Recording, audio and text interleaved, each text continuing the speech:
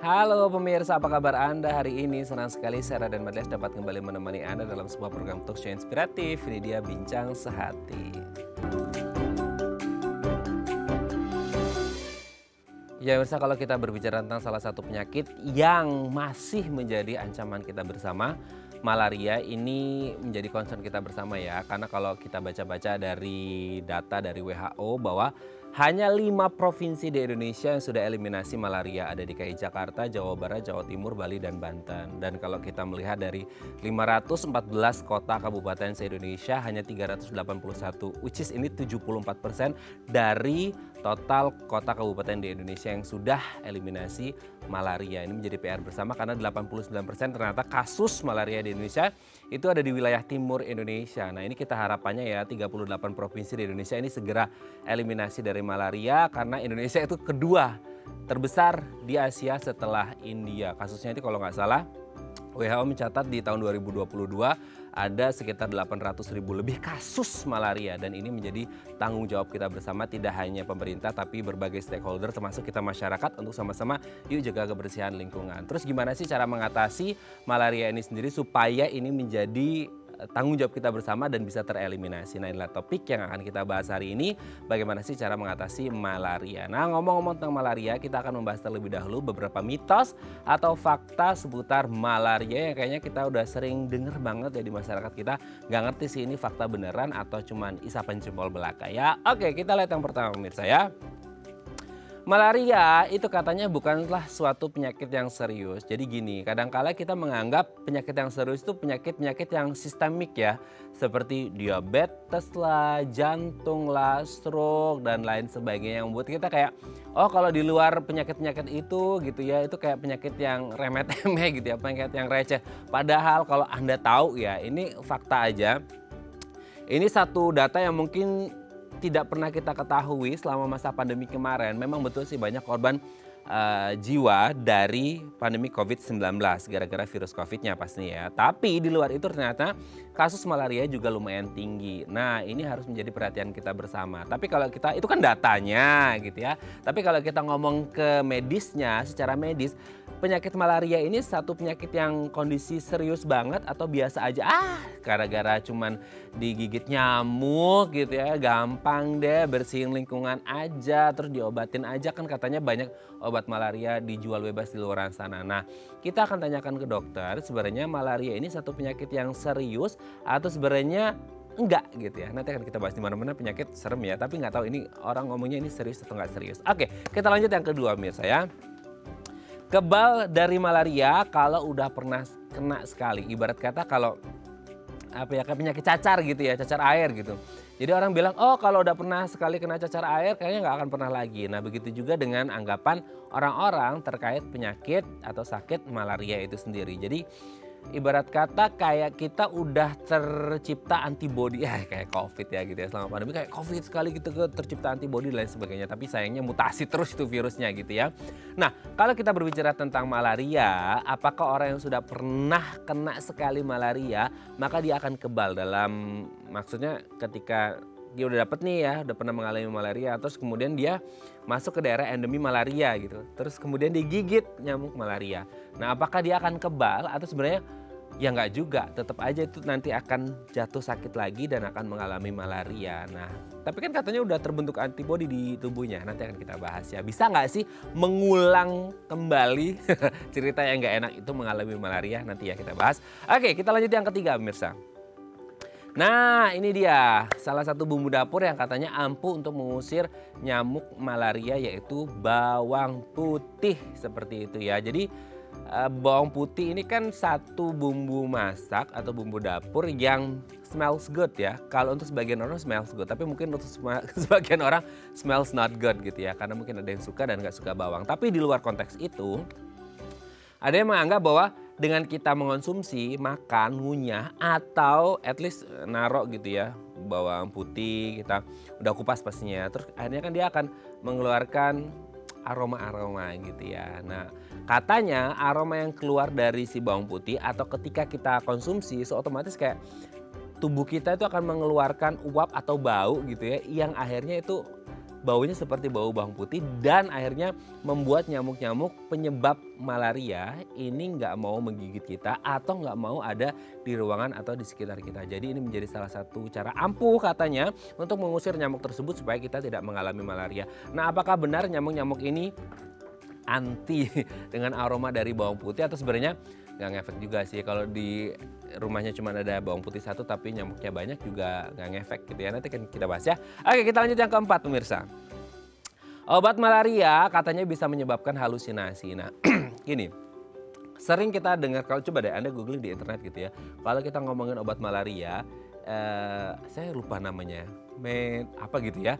Nah, tapi ini kayak ada menyebabkan perubahan sistem saraf dan efek kesehatan mental dari si pasien tersebut. Tapi kita nggak ngerti ya, maksudnya apakah dosisnya tinggi atau enggak dan akhirnya apakah benar-benar dengan dosis sekecil atau seberapa itu bisa menyebabkan halusinasi. Karena kalau kita lihat halusinasi ini kan berarti dosisnya lumayan tinggi seperti itu. Karena memang ada beberapa kasus penyakit yang kalau dikonsumsi obatnya itu bisa menyebabkan efek halusinasi. Bukan halusinasi beneran ya, maksudnya efek aja. Tapi kalau kita ngomongin obat malaria, apakah bisa menyebabkan halusinasi? Karena memang beberapa jenis obat malaria ini bisa membuat perubahan sistem saraf dan juga efek pada kesehatan mental seseorang. Nanti akan kita bahas ya.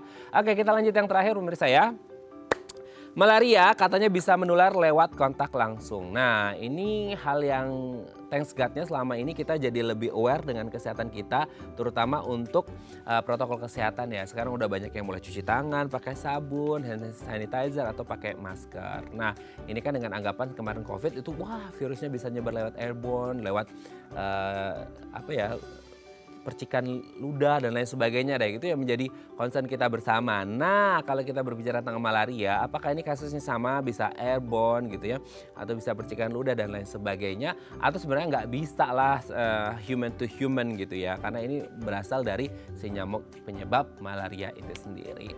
Oke pemirsa, itu tadi beberapa mitos atau fakta seputar malaria dan kami akan membahasnya sesaat lagi. Tetap bersama kami di Bincang Sehati.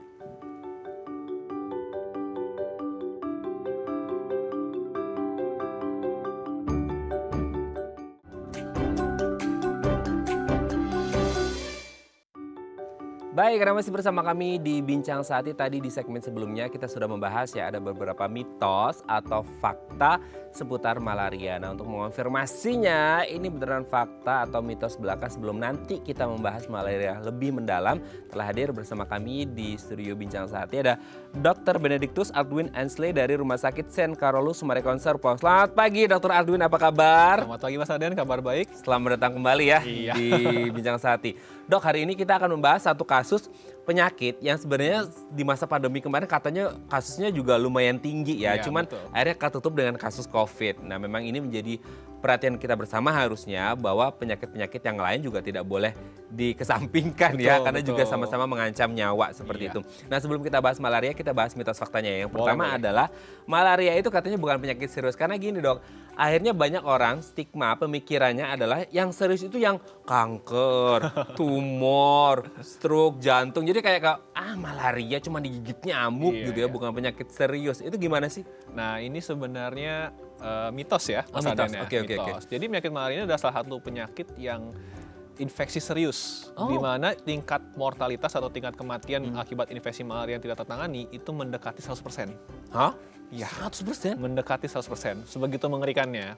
Namun ini memang terjadi pada jenis malaria tertentu ya. Nah, nanti kita akan bahas ke belakang nanti malaria itu jenis... ada jenis-jenisnya ya? Iya, parasitnya ada macam-macam. Jadi ada satu parasit ini yang memang tingkat kematiannya paling tinggi. Jadi kalau dibilang nggak serius salah, ini serius banget infeksinya. Oh, memang parasit itu mengganggu ya dok ya, mengancam nyawa. Aduh serem banget. Nanti kita bahas lebih mendalam jenis-jenis parasitnya apa. Kita pikir selama ini malaria ya udah malaria ternyata. Iya, ada banyak sebenarnya. Oh oke. Semoga cukup waktu kita hari ini. Oh iya. Oke dok, kita lanjut yang kedua. Kebal dari malaria kalau udah pernah kena sekali. Jadi kayak gimana? Kayak kemarin deh COVID ya. Iya. Kita kayak ini alfa yang pertama gitu. Terus udah kita bakal kebal. Ternyata muncullah delta. Terus delta kabel katanya muncullah omikron dan lain sebagainya. Nah, ketika orang mengalami malaria, apakah memang ya udah terbentuk nih antibodi di tubuhnya, maka ketika someday lagi jalan ke daerah endemis malaria, ketika digigit sama nyamuknya ya udah that's it, maksudnya nggak akan ngefek atau gimana sih dok? Jadi ini mitos. Mitos. Pada artinya kalau kita pernah kena malaria dan sembuh, masih bisa kena lagi.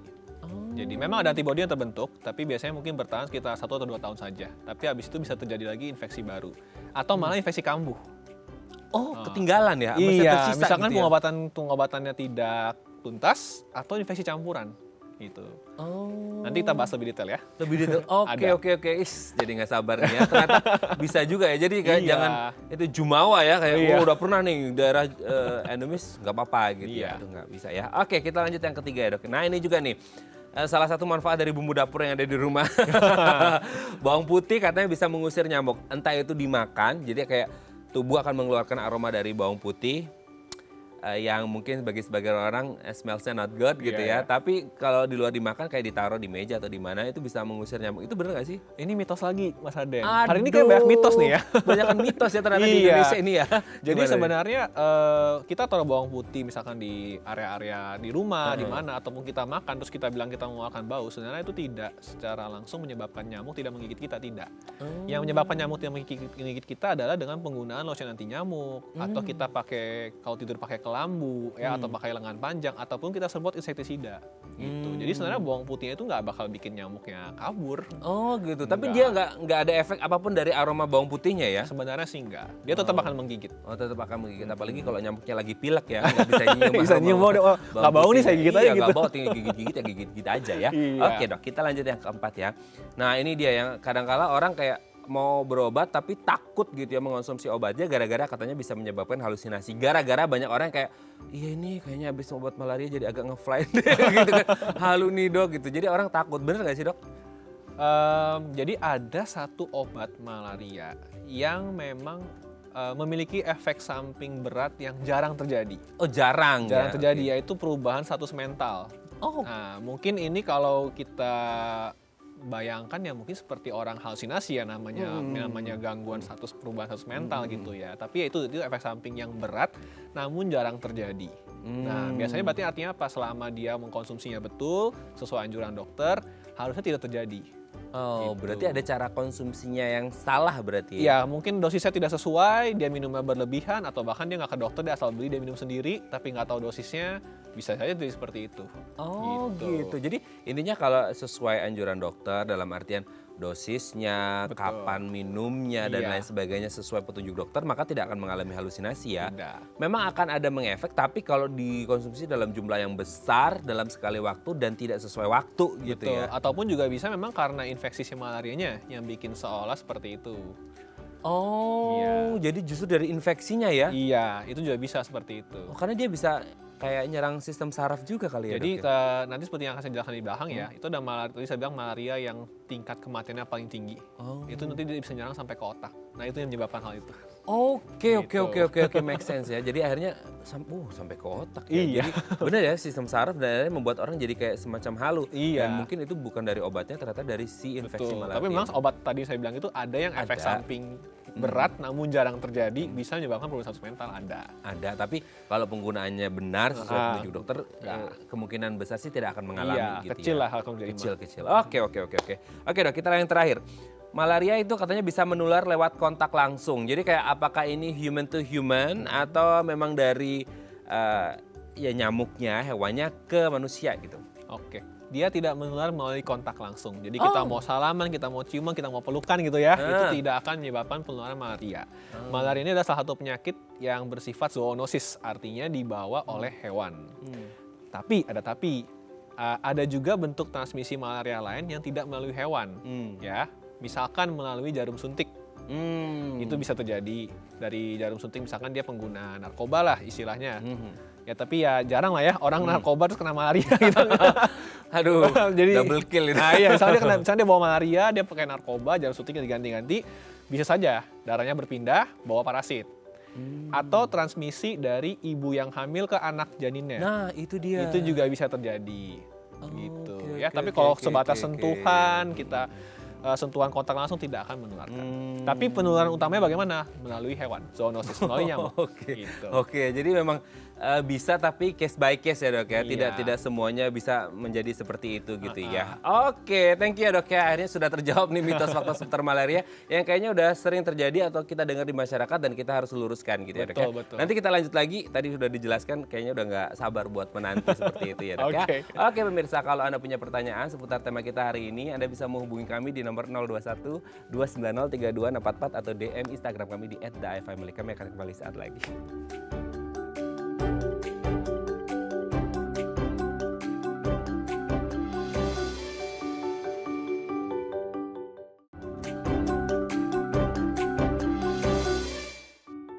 Baik, Anda masih bersama kami di Bincang Saati. Kita masih membahas tema kita hari ini seputar penyakit malaria yang tadi serem ya kalau kita lihat mitos fakta yang sudah dibahas oleh Dr. Adwin, bahwasanya malaria itu seserius itu, bahkan bisa mengancam kematian dengan mortality rate yang juga lumayan tinggi, bahkan hampir 100%, bayangin ya.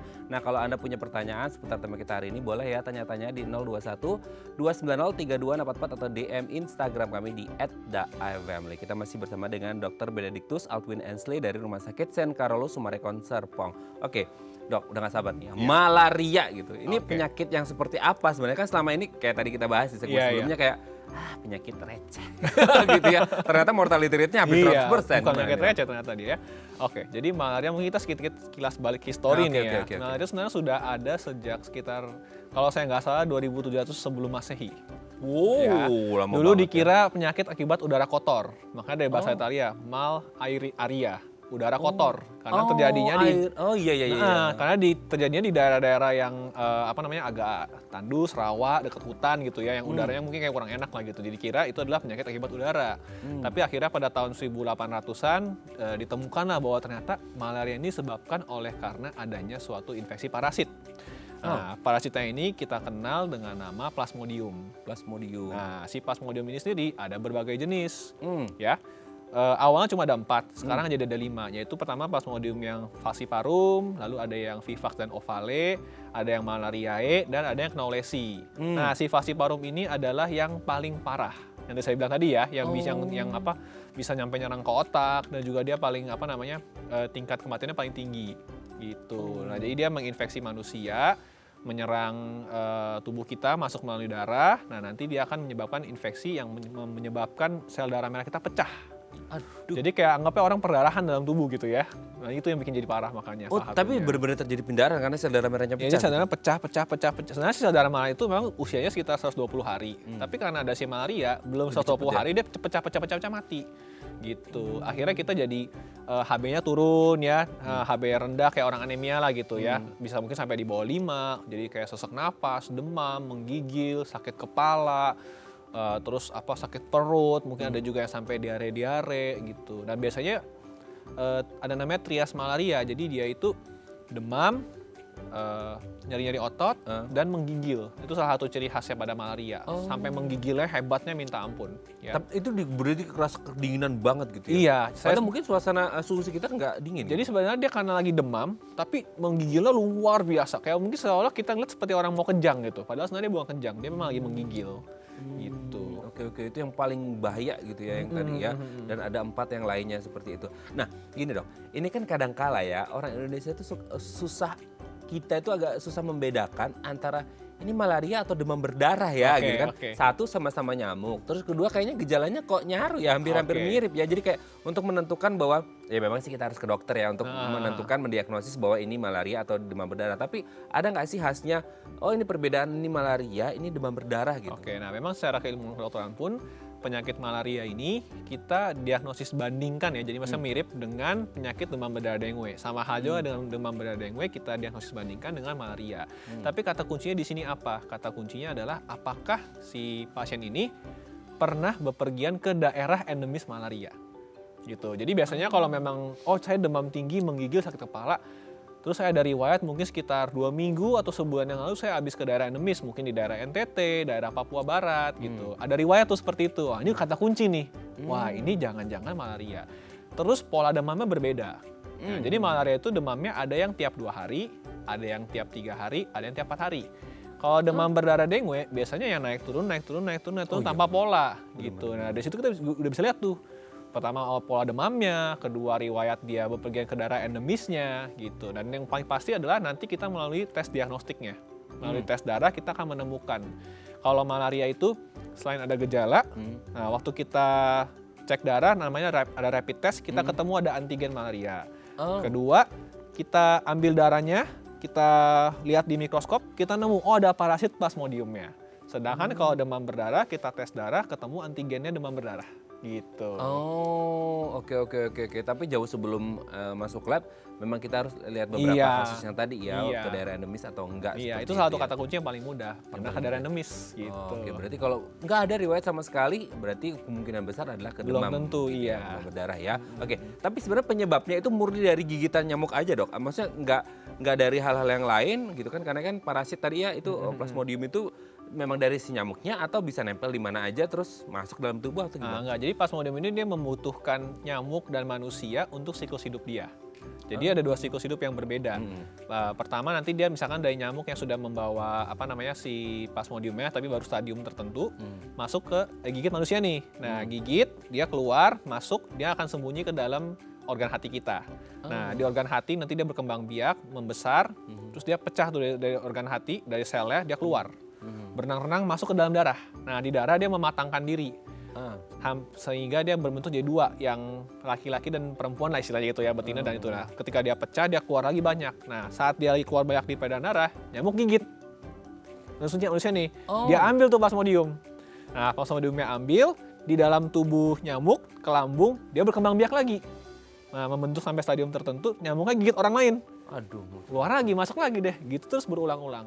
Nah jadi transmisi utama memang dari nyamuk tadi saya bilang tadi kan. Jadi karena dia membutuhkan nyamuk untuk dan manusia untuk berkembang biaknya. Tapi jalur lain tadi seperti saya bilang, misalkan kenanya pas ibu hamil. Nah itu dia. Nah pas ibu hamil terus udah stadium yang dia udah siap untuk berkembang biak, dia bisa turun ke janin. Aduh. Nah jadinya malaria pada ibu hamil atau pada anak gitu kan. Kongenital lah kita sebutnya. Atau kedua tadi saya bilang melalui jarum suntik ya. Misalkan dia seorang yang membawa parasit malaria, terus dia pengguna narkoba gitu ya, lagi nyuntik bareng teman-teman dia ambil, terus ada sisa darah dia di situ yang kebetulan membawa plasmodium, temennya suntik ya berkembang biak juga. Aduh, kombo gitu. dah itu ya. Tapi ya tadi paling utama dia membutuhkan nyamuk juga untuk lebih lanjutnya, gitu. Karena kalau tanpa nyamuk dia cuma ngestak di manusia, ya tadi dia cuma hanya bisa sampai stadium mematangkan doang. Gitu. Jadi istilahnya kalau kita bilang di manusia tuh stadium aseksual, jadi dia berkembang biaknya tanpa secara seksual, dia berkembang biak secara seksual di nyamuk, gitu. Dua siklus jadi dia. Oke. Tapi gini, ada nggak sih, kan karena kita nggak ngerti ya, kadang-kadang kita nggak aware kita digigit nyamuk itu apa enggak seperti itu ya. Itu sebenarnya ketika digigit itu semuanya pasti akan mengalami malaria atau enggak sih? Nah jadi gini, setelah kita digigit nyamuk Anopheles ya, jadi nyamuknya nyamuk beda nih sama nyamuknya demam berdarah. Kalau nyamuk demam berdarah kan namanya nyamuk Aedes aegypti, kalau nyamuk yang malaria namanya nyamuk Anopheles. Nah biasanya setelah digigit itu ada waktu sekitar 7-30 hari hingga akhirnya muncul gejala. Jadi emang kita nggak bakal tahu tuh nanti. Nah itu dia. Itu dia memang kesulitannya. Tapi ya tadi ya kalau emang kita lagi di daerah endemis ya jaga-jaga, kemungkinan besar kita berpotensi untuk terkena. Gitu. Maksudnya kalau kita cuman kayak main sehari 2 hari gitu ya, tetap potensi bisa kena juga, Dok? Kalau pas lagi 1 hari 2 hari lewat itu pas kegigit nyamuk Anopheles yang memang bawa si plasmodium ya bisa kena, berpotensi. Gitu. Se-fit apapun tubuh kita. Betul. Tapi kalau pas digigit nyamuknya Anopheles dia nggak bawa plasmodium atau digigit nyamuk lain yang bukan Anopheles, ya nggak masalah. Gitu. Makanya prinsipnya apa? Pencegahan sih paling utama. Betul. Tapi ada si ciri-cirinya si Anopheles ini nggak nih biar kita sentil nih kalau lagi. Itu bukan biasanya kalau nyambung apa sih demam berdarah itu yang kayak ada belang-belang gitu ya. Kalau Anopheles nggak ada sebenarnya agak mirip sih ya. Agak mirip ya. Saya secara struktur aslinya sih cukup nggak gitu paham ya bagaimana. Tapi setahu saya sih agak mirip sih. Ada nggak waktu kayak oh ini bakal gigitnya di siang hari, malam ada. hari. Jadi gitu. perbedaan. Jadi gini kita bisa lihat dari perbedaan perilakunya ya. Jadi kalau nyamuk punya perilaku ya. Namanya hewan kan habitatnya berbeda-beda. Iya. Jadi kalau nyamuk Anopheles ini dia lebih suka berkembang biak di genangan air kotor. Oh beda sama demam itu Iya, yang kalau demam berdarah dia apik, dia bersih tuh, dia maunya bersih-bersih. Kalau nyamuk Anopheles dia suka genangan air kotor ya kan. Terus dia itu lebih aktif pada malam hari. Biasanya bukan pada siang hari, dia lebih aktif pada malam hari menggigit nyamuk. Menggigit manusia. Menggigit nyamuk Gigitan dong cuma mereka iya. ya. Menggigit manusia dia paling aktif pada saat malam hari. Gitu. Nah kalau malam hari kadang-kadang kita nggak aware ya, Nah nggak itu ngeh dia, bahwa udah itu dia juga tadi ya habitatnya karena dia lebih suka di daerah-daerah yang dekat kayak berhutan, dekat-dekat daerah rawa, dekat-dekat daerah pantai gitu, yang udaranya mungkin agak lembab lah gitu. Beda sama Aedes aegypti, kalau Aedes aegypti itu lebih di perkotaan lah gitu ya. Tapi yang ada Kota. genangan, iya, tapi yang genangan airnya bersih-bersih biasanya gitu. Mungkin kayak di bak mandi gitu kan, atau kita punya pot di luar gitu kan, Oh, kita iya, kita siram air gitu, menggenang bisa jadi itu tempat, atau kolam ikan gitu. Oke. Jadi perbedaan perilaku nyamuk pun kita harus ngerti ya bahwa Iya. ini yang demam berdarah, ini yang malaria seperti itu. Tapi ada nggak dok maksudnya kayak ya misal kita main ke daerah endemis atau apalah gitu ya. Ada nggak orang-orang yang mungkin digigitnya entah itu dia akan mengalami malaria atau tidak gitu ya. Atau ya mungkin masa inkubasinya berbeda, lebih cepat, lebih lama pada orang-orang dengan golongan tertentu, entah itu dari jenis kelamin kah, dari range usia kah, atau dari orang-orang yang punya komorbid. Nah, mungkin dengan orang yang punya penyakit sistemik akan lebih mudah atau lebih parah kondisinya atau gimana? Sebenarnya gini, pada prinsipnya seperti saya bilang, kurang lebih memakan waktu 7-30 hari tergantung jenis plasmodiumnya masuk apa. Itu masa inkubasinya hingga muncul gejala. Artinya antara 7-30 ya orang bisa beda-beda ya, ada 7 hari, ada mungkin 21 hari atau berapa itu. Tapi tentunya orang-orang yang memang dari sisi tubuhnya memang sudah lebih rentan tentunya akan lebih mudah. Misalkan usia lebih muda, ya anak-anak terutama, ataupun juga ibu hamil, ataupun orang-orang dengan gangguan autoimun, ataupun juga dengan penyakit HIV/AIDS misalkan, ataupun usia-usia lansia. Tentunya pasti mereka-mereka ini kalau lebih rentan lah, memiliki faktor risiko lebih tinggi untuk menderita malaria dibanding mungkin kita-kita yang lebih muda, lebih sehat gitu ya. Tapi bukan berarti kita muda sehat juga digigit nyamuk itu jadi nggak kena malaria, sama gitu. Nggak apa-apa, enggak juga ya gitu ya. Iya. Oke. Tapi bisa nggak sih dok, maksudnya gejala atau yang dirasakan orang itu akan berbeda-beda gitu. Tadi kita lihat parasit plasmodiumnya, maksudnya seberapa banyak yang masuk kah atau jenisnya itu bisa membedakan gitu. Jadi kalau untuk orang yang sudah tinggal di daerah endemis yang memang menetap di situ, kan sudah mengalami infeksi berulang. Nah, pertama mereka memang lebih kebal. Tapi kalaupun mereka menderita, tapi bukan berarti nggak akan mengalami malaria ya? jadi ada namanya kekebalan komunitas. Nah, karena dia sudah lama tinggal di situ, gitu. iya, jadi dia sudah lama tinggal di situ, berulang-ulang kali kena gigit, kena infeksi malaria, akhirnya dia punya kekebalan sendiri, gitu. Akhirnya malarianya nggak muncul gejala nih, gitu. Tapi kalau muncul gejala, biasanya kalau di endemis tuh lebih ke gejala di perut, jadi kayak lagi mual, diare. Tapi kalau orang-orang yang non endemis, yang bukan tinggal di endemis, mungkin baru datang atau baru lewat doang pindah lagi, ya tadi trias itu demam, sakit kepala, dan menggigil. Oh ya, tadi saya lupa menambahkan untuk yang masalah golongan jenis kelamin dan ras. Jadi ada penelitian mengatakan untuk orang-orang kulit hitam Afrika itu mereka malah lebih kebal terhadap malaria, ya. Kenapa? Karena kebanyakan orang-orang kulit hitam itu ada yang mengalami gangguan genetik di mana mereka mengalami suatu gangguan anemia yang disebut sebagai sickle cell anemia. Nah, apa itu? Jadi sel darah merah itu aslinya kan sebetulnya bulat, pipih, dan kayak elastis. Tapi kalau orang-orang dengan gangguan sickle cell anemia, ini sel darah merah atau hemoglobin ini bentuknya kayak bulan sabit, nggak sempurna.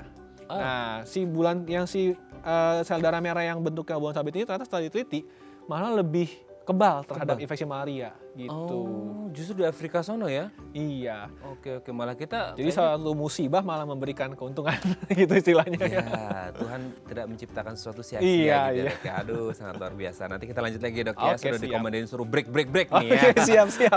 Oke, pemirsa, kalau Anda punya pertanyaan seputar tema kita hari ini boleh ya. Tanya-tanya di 021 290 3244 atau DM Instagram kami di @theifamily. Kami akan kembali saat lagi.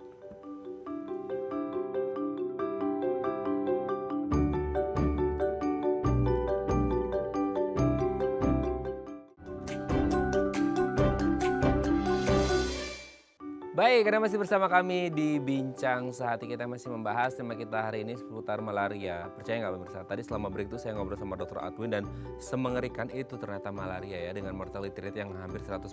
Jadi benar-benar harus pencegahan itu nomor 1 seperti itu ya. Karena kalau udah sampai yang plasmodiumnya udah tinggi banget gitu ya, itu yang sampai menyebabkan kematian itu bahaya banget. Karena kebetulan saya juga punya kenalan yang ternyata baru tugas di satu tempat dan kembali lagi dan akhirnya meninggal gara-gara malaria. So we have to take it that serious gitu ya. Oke, kalau Anda punya pertanyaan boleh ya tanya-tanya di 021-290-3244 atau DM Instagram kami di @daifamily. Kita masih bersama dengan Dr. Benedictus Aldwin Ensley dari Rumah Sakit St. Carolus Summarecon Serpong. Oke, Dok.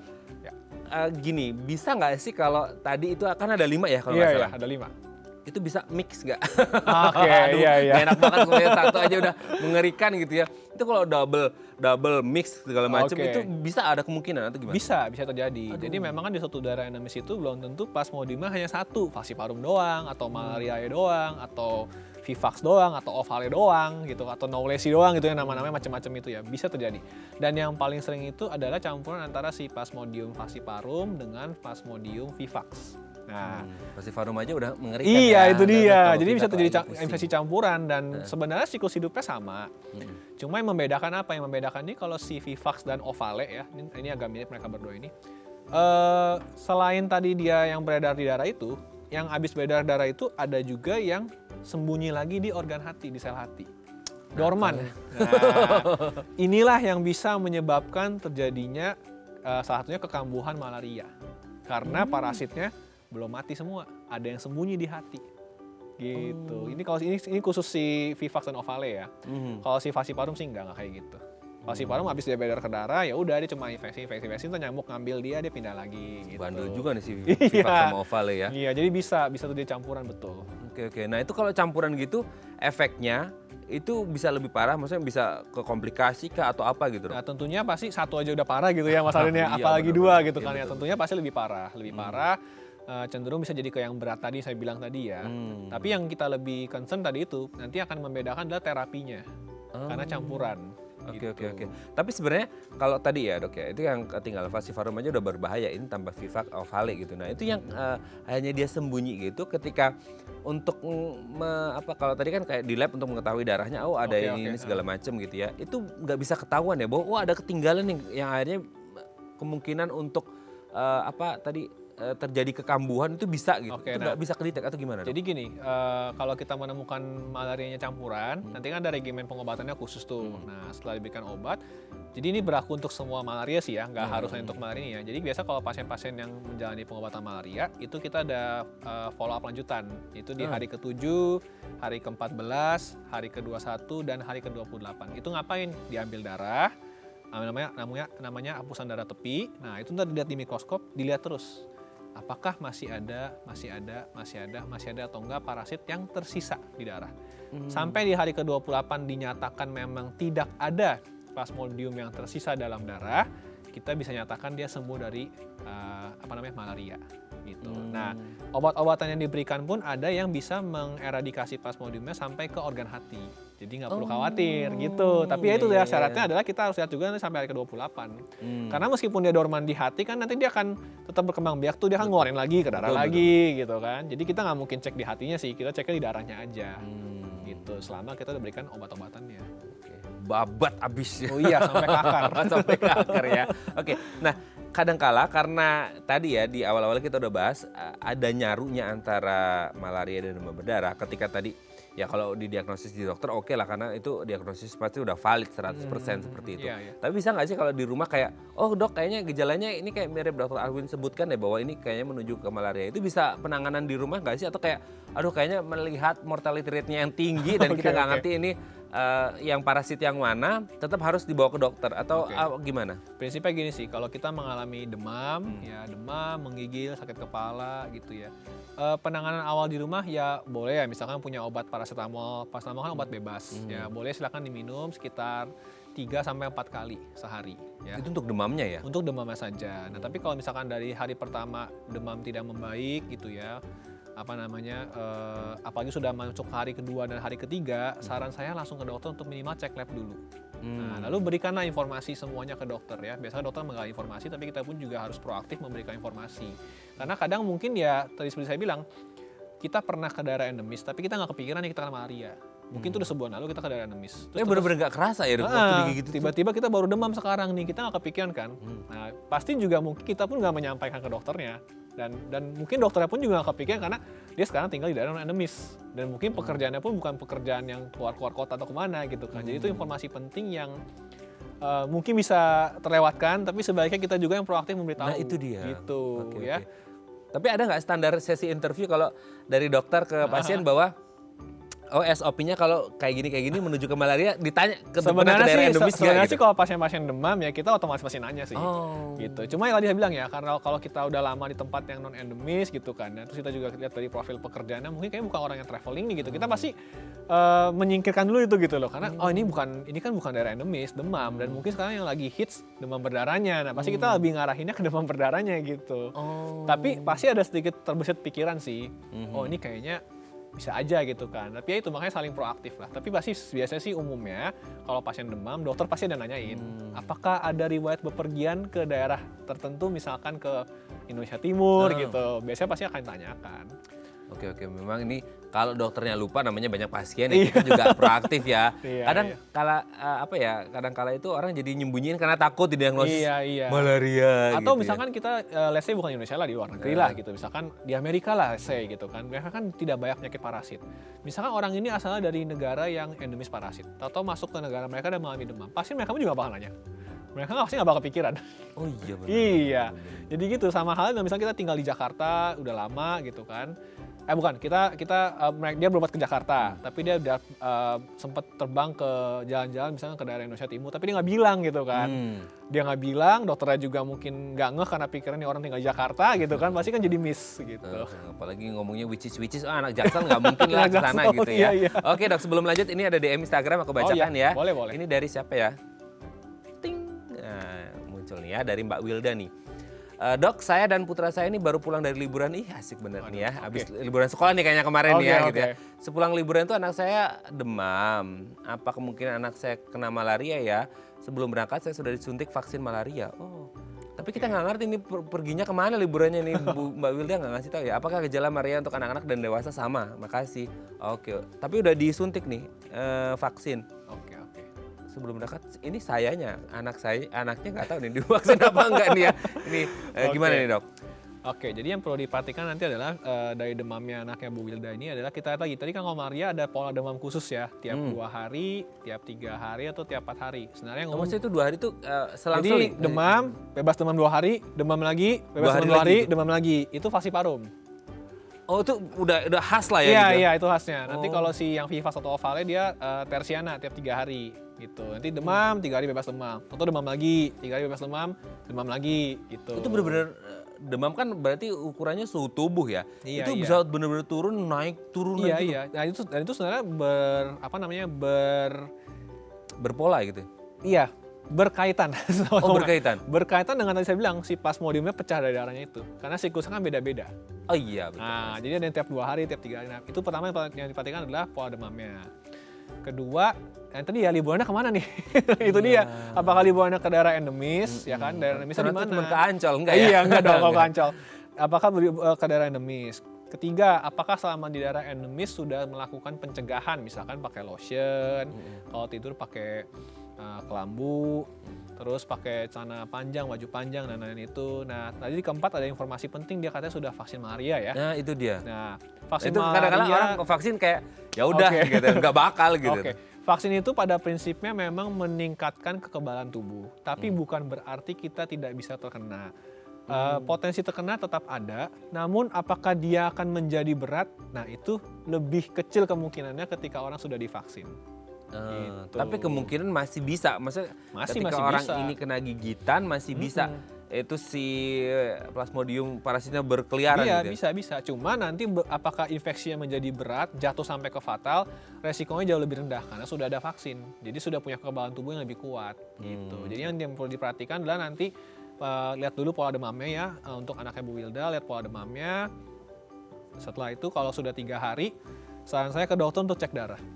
Karena itu harus dipastikan dan jangan lupa sampaikan ke dokternya. Habis liburan kemana? Itu yang penting nanti. Liburan saya liburannya ke Surabaya misalkan. Oh ya, kita udah bisa mikir bukan daerah endemis gitu kan. Oke. Atau saya liburannya ke Korea. Di Korea nggak ada malaria gitu kan Di misalkan. sana nggak ada ya? Enggak kan beda ini. Dia kan iklimnya cenderung Beda ya? ada dingin ya. Oh, dingin ya. Iya, malaria tuh di daerah tropis subtropis. Jadi negara kita, negara Afrika, negara India, daerah Asia ini masih ideal lah buat dia gitu. Oke, tapi benar-benar nggak ada perbedaan ya dok ya? Maksudnya antara anak-anak dan dewasa tergantung bukan usia orang manusianya, tapi lebih ke parasitnya apa gitu ya? Iya, gejala sih rata-rata sama. Yang beda nanti paling pengobatan lebih ke dosisnya. Karena untuk obatnya itu dia ngitung berat badan. Ada tabelnya tuh khusus nanti. Kalau berat badan segini minumnya berapa tablet. Kalau berat badannya segini minum berapa tablet. Yang ini berapa tablet. Terus nanti kalau ketemu plasmodium apa, ada obatnya cuma satu, yang ini doang. Nanti ada yang obatnya dua. Yang dua, yang ini 14 hari, yang ini 3 hari gitu-gitu. Jadi yang beda nanti tergantung dari plasmodiumnya. Oke ya, semoga ini bisa menjawab pertanyaan Mbak Wilda dan semoga anaknya segera sembuh dan semoga bukan malaria ya. Iya. Karena kita nggak ngerti liburannya kemana ya. Besok-besok ajak-ajak kita liburan ya. Gitu. Oke, thank you ya. Dok, nanti kita lanjut lagi ya di Oke, segmen terakhir siap. ya. Oke, pemirsa, kalau Anda masih punya pertanyaan boleh ya di 021 290 3244 atau DM Instagram kami di @daifamily. Kami akan kembali saat lagi.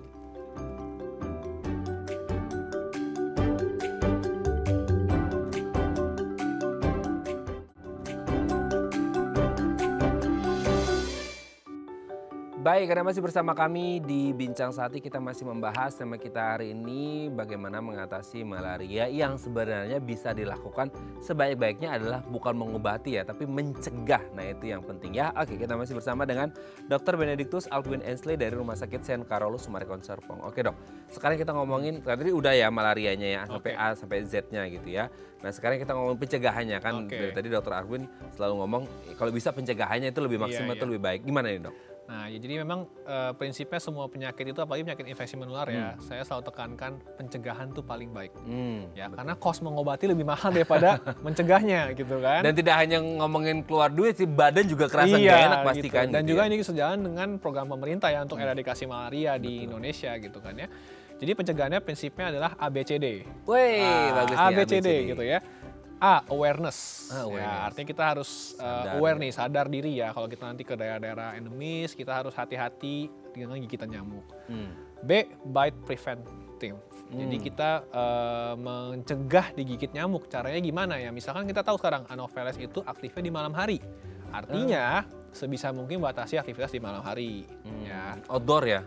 Iya, Indoor terutama outdoor. Indoor tuh juga bisa kalau nyamuknya masuk kan. Iya. Terus kalau malam hari sebaiknya jangan buka jendela. Atau kalaupun buka jendela, pasang kawat nyamuk.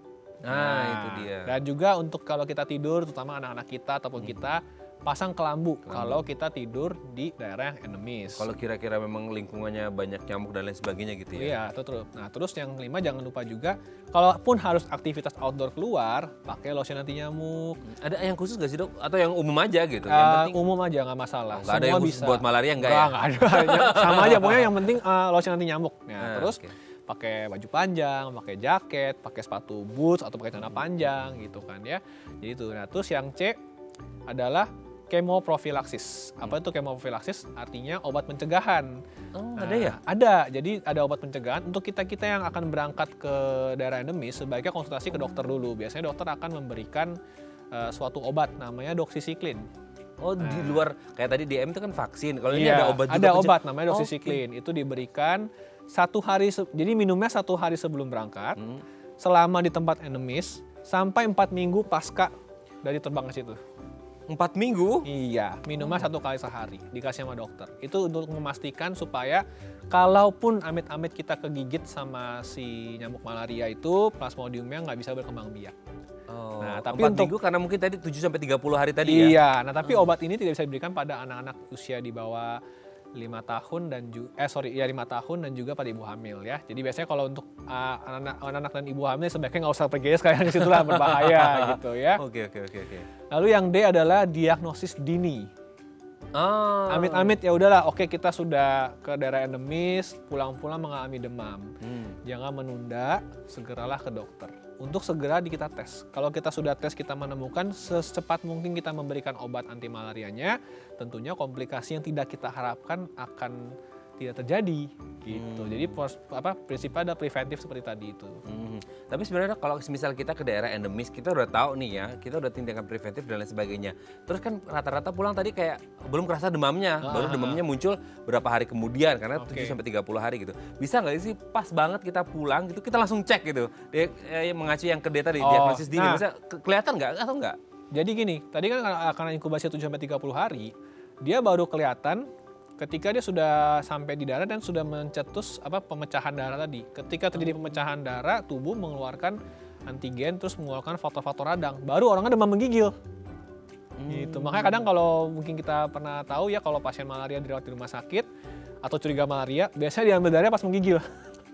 Nah, itu lagi pas tinggi-tingginya. Nah, iya itu pas lagi fase-fasenya parasitnya keluar semua pecah dari darah. Nah, itu pasti dapat. Gitu. Kalau kita belum ada gejala, belum ada apa, jangan-jangan dia masih dalam hati. Belum keluar ke peredaran darah, pasti nggak ketemu. Gitu. Jadi percuma tuh kita misalkan mau punya alat sendiri atau ngecek dulu, saya mau cek dulu saya kena malaria nggak ya? Ya nggak bisa, gitu. Oh, oke. Berarti kalau belum muncul ya susah juga ya, Iya, gitu ya. makanya prinsipnya pencegahan. Nah, itu makanya tadi. Jadi nggak apa-apa mau happy-happy liburan ke Indonesia Timur nggak masalah. Indonesia Timur indah-indah tempatnya, bagus-bagus. Betul. Tapi jangan lupa mencegah, gitu. Oke. Tapi dengan minum obat apa tadi dok? Doxycycline. Doxycycline itu bisa maksudnya sampai 4 minggu pasca Iya. perjalanan itu aman ya? Aman, nggak apa-apa. Memang sudah ditentukan seperti itu. Sudah diteliti juga memang aman seperti itu. Oke. Gitu. Kalaupun akhirnya semisal, aduh jangan deh gitu ya, kegigit beneran itu aman ya? Maksudnya nggak akan mengalami malaria gitu ya? Resikonya lebih rendah. Resikonya lebih rendah untuk akhirnya mengalami malaria. Karena sudah minum doxycycline itu. Jadi istilahnya kita punya kayak kekebalan sementara lah gitu. Tapi kalaupun akhirnya mengalami malaria, tetap ada pengobatan juga ya? Betul, Tapi ada mungkin tidak pengobatannya. separah yang lain tidak minum doxycycline gitu ya? Iya, beda obatnya. Namanya DHP, dihidroksiartemisinin piperaquine dan primaquine. Nah, tapi itu tergantung nanti plasmodiumnya. Tadi saya bilang ya, kalau plasmodium falciparum minumnya cuma DHP 3 hari.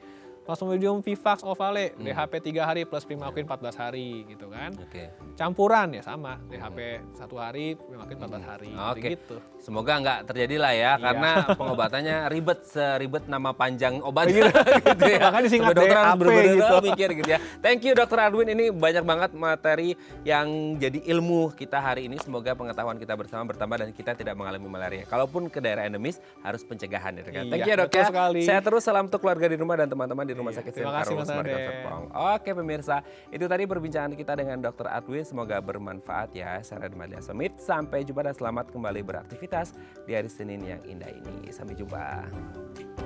Thank you dok.